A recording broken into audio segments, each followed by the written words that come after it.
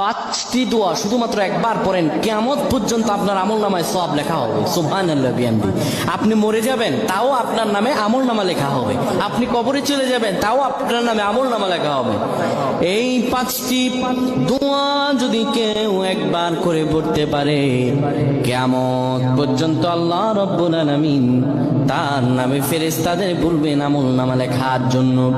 আমরা দুনিয়াতে কত ভুল করি, কত গুনাহ করি, কত পাপ করি, হিসাব নাই রে ভাই, হিসাব নাই। আল্লাহর কাছে ক্ষমা আছে, আল্লাহর কাছে দয়া আছে, আল্লাহর কাছে ভালোবাসা আছে।